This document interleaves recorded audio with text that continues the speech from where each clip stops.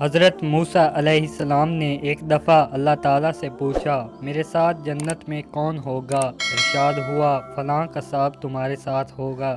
حضرت موسیٰ علیہ السلام کچھ حیران ہوئے اور اس قصاب کی تلاش میں چل پڑے۔ وہاں دیکھا تو ایک قصاب اپنی دکان میں گوشت بیچنے میں مصروف تھا۔ اپنا کاروبار ختم کر کے اس نے ایک گوشت کا ٹکڑا ایک کپڑے میں لپیٹا اور گھر کی طرف روانہ ہو گیا۔ حضرت موسیٰ علیہ السلام نے اس قصاب کے بارے میں مزید جاننے کے لیے بطور مہمان گھر چلنے کی اجازت چاہی۔ گھر پہنچ کر قصاب نے گوشت پکایا، پھر روٹی پکا کر اس کے ٹکڑے شوربے میں نرم کیے اور دوسرے کمرے میں چلا گیا، جہاں ایک انتہائی کمزور بڑھیا پلنگ پر لیٹی ہوئی تھی۔ قصاب نے اسے سہارا دے کر اٹھایا، ایک ایک لقمہ اس کے منہ میں دیتا رہا۔ جب اس نے کھانا تمام کیا تو اس نے بڑھیا کا منہ صاف کر دیا۔ کھانا کھا کر بڑھیا نے قصاب کے کان میں کچھ کہا، جسے سن کر قصاب مسکرا دیا اور بڑھیا کو واپس لٹا کر باہر آ گیا۔